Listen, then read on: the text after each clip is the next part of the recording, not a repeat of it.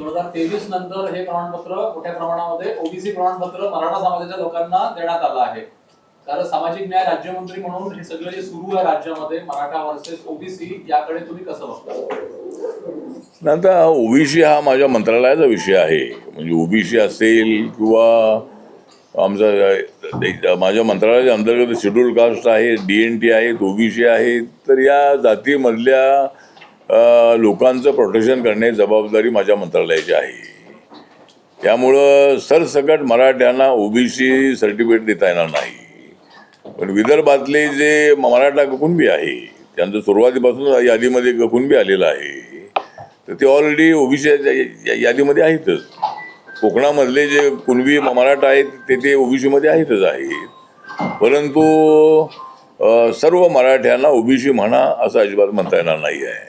त्यामुळं माझं मंत्रालय म्हणून माझी भूमिका अशी आहे की मराठा समाजाला आरक्षण द्यावं ही माझ्या पक्षाची मागणी आहेच आहे.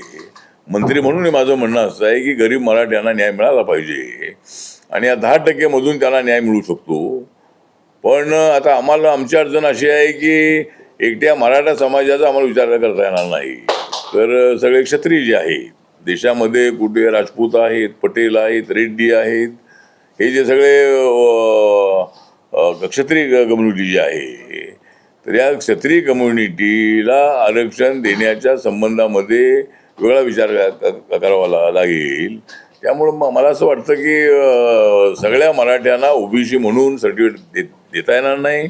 पण जरांगे पाटील यांच्या मताची मी सहमत आहे की ज्यांचं सर्टिफिकेट ओबीसी आहे त्या ओबीसी असणाऱ्या कुटुंबातल्या मुलींना आरक्षणाचा फायदा होणं आवश्यक आहे. तर तो व्हावा अशा पद्धतीची आमची भूमिका आहे. पण सरसकट सगळ्या मराठ्यांना ओबीसी अजिबात म्हणता येणार नाही आहे असे आमच्या मंत्री म्हणून आपली भूमिका आहे. स्वतंत्र दिनी प्रधानमंत्री नरेंद्र मोदी यांनी भाषण देताना एक शब्द प्रयोग केलेला आहे की नक्षलवाद संपला, आता दिमागी नक्षल देशासाठी धोका आहे, असे ते भाषणातून बोलले. यावर तुमचं काय मत? नाही, माझं मत असं आहे की मी आंबेडकराईट आहे आणि आंबेडकराईट असल्यामुळं हिंसक गोष्टींकडं आमचं पूर्णपणे दुर्लक्ष आहे. बाबासाहेबांनी युद्ध नको तर आम्हाला बुद्ध व्हा म्हणून त्यांनी बुद्धिझम स्वीकारलेला आहे आणि शांतीच्या माध्यमातून देशाचा विकास होऊ शकतो. आणि मी अनेक वेळेला सांगितलेलं आहे की नक्षलवादी मुवमेंटमधल्या ज्या मागण्या होत्या किंवा मागण्या आहेत त्या मागण्याला आमचा पाठिंबा आहे की या आदिवासींना न्याय मिळाला पाहिजे, रस्ते चांगले झाले पाहिजे, त्यांच्या कुटुंबातील मुलांना शिक्षण मिळालं पाहिजे किंवा त्यांच्या ज्या मागण्या असतील त्या मागण्याबद्दल काय वाद नाही आहे. पण जो त्यांनी मार्ग हिंसेचा स्वीकारलेला आहे तो मार्ग आंबेडकराईट म्हणून आम्हाला मंजूर नाही आणि या मार्गाने जाऊन अजिबात कधीही न्याय मिळत नाही आहे. आपल्याला माहीत आहे की नेपाळमध्ये माओवादी आंदोलनामधले प्रमुख असणारे जे प्रचंड होते हे प्रचंड नंतर हे मेन स्ट्रीममध्ये आले, राजकारणामध्ये आले आणि ते देशाचे प्रधानमंत्री झाले नेपाळचे. त्यामुळे आता नक्षलवादी मुवमेंटमधल्या लोकांना आमचं आव्हान आहे की आपण जो मार्ग अवलंबलेला आहे त्याच्यामध्ये तुम्ही त्या आदिवासी पोलिसांना मारताय, आदिवासींच्या मुलांना मारताय, अशा अनेक घटना त्या भागात झाल्या आहेत, गडचिरोली, छत्तीसगड अनेक ठिकाणी. त्यामुळं मला असं वाटतं की आता जो नक्षलवाद आहे, नाही प्रश्न तुम्ही तेच सांगतोय की तर म्हणून आता जो नक्षलवाद जो आहे, अनेक नक्षलवादी, हजारो नक्षलवादी सरेंडर झालेले आहेत. त्यामुळं नक्षलवादी मुवमेंट पूर्णपणे थांबवण्याचं काम आहे हिंसक, ते आता जवळजवळ 99% पेक्षा जास्त झालेलं आहे. त्यामध्ये प्रधानमंत्र्यांनी ही भूमिका मांडलेली आहे की बौद्धिक जो नक्षलवाद आहे, तर नक्षलवादी भूमिकेला पाठिंबा देणारं बौद्धिक लिखाण जे आहे, बौद्धिक भूमिका मांडणं जे आहे, तर हे सुद्धा अयोग्य आहे. आता नक्षलवादी मुवमेंट थांबलेली आहे, पुन्हा त्यांना भडकावून पुन्हा नक्षलवादी मुवमेंट उभी राहू नये म्हणून त्यांनी ही भूमिका मांडलेली आहे की बौद्धिक नक्षलवादी असू नये.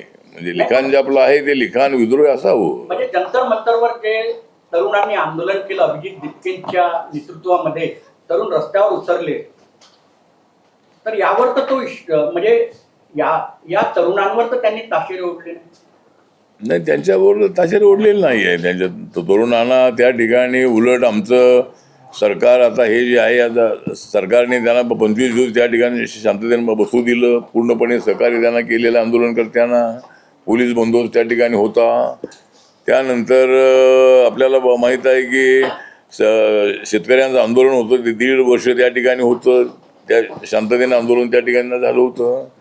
त्यामुळं दिपकेंच्या नेतृत्वाखालचं जे आंदोलन आहे, त्या आंदोलनाला त्यांची मागणी रास्तच होती की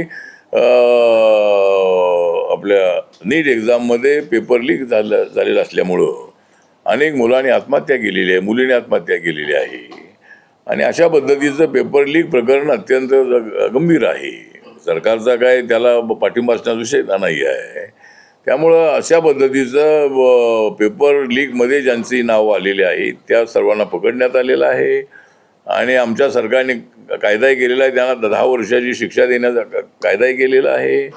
आणि आंदोलनकर्त्यांनी दिपके आणि त्यांच्या सगळ्या सहकार्यांनी जी मागणी केली होती त्या सगळ्या मागण्या सरकारने मान्य केलेल्या आहेत. त्यामुळं दिपके हा तसा आंबेडकरवादी आहे. तो औरंगाबादमध्ये छत्रपती संभाजीनगरमध्ये राहतो. तो मूळ हिंगोलीचा आहे. आणि मला वाटतं की त्याने आता त्यांची मागणी चांगली मान्य झालेली आहे. त्याने मोठं आंदोलन उभं केलेलं होतं. आम्ही सुद्धा नामांतराच्या काळामध्ये आणि पॅंथरच्या काळामध्ये अनेक आंदोलनामध्ये आम्ही उतरलेलो आहोत. आम्ही लाट्या हल्लेल्या आहेत. तुम्हाला एक उदाहरण देतो की खैर लांजीमध्ये ज्या वेळेला आमच्या 4 दलितांच्या हत्या झाल्या त्यावेळेला प्रकाश आंबेडकर, मी, गवई साहेब आणि जोगेंद्र कवाडे आम्ही सर्वांनी एक 4 डिसेंबरला, आता वर्ष मला आठवत नाही पण 4 डिसेंबरचा दिवस होता. आणि त्यामध्ये थोडे मतभेद प्रकाश आंबेडकर माझ्यात असे होते की मी म्हणत होतो की 6 डिसेंबर नंतर मोर्चा काढूया. जर 4 डिसेंबरला काय इथं काय कमी जास्त झालं तर त्याचा परिणाम त्या ठिकाणी होऊ शकेल. तिथं आलेले जे लाखो लोक, 8-10 लाख लोक असतात. पण प्रकाश आंबेडकर म्हणाले नाही आपण 4 लाख काढूया. मग आम्ही मोर्चा जाहीर केला आणि आमच्या सगळ्या लोकांना पोलिसांनी पकडलं. मी इथं मुंबईवरून आलो आणि मला एअरपोर्टला पकडलं आणि बाहेरून येणारे एकाही माणसाला आतमध्ये येऊ दिलं नाही. आणि नागपूरमध्ये प्रत्येक वस्तीच्या बाहेर सगळे बंदूक घेऊन पोलीस होते. त्यावेळेला काँग्रेसचं सरकार होतं. त्यामुळं अशा पद्धतीनं आम्हाला त्या ठिकाणी अडवलं होतं. आम्हाला अजिबात पुढे येऊ दिलेलं नाही, म्हणजे मोर्चाचा निघाला नाही आमचा. त्यामुळं दिपकेना काय तेवढा फक्त तिथं लाठीचार्ज, आणि आम्हाला हे माहिती आहे की लाठीचार्ज व्हावा अशी आंदोलनकर्त्यांची इच्छा असते.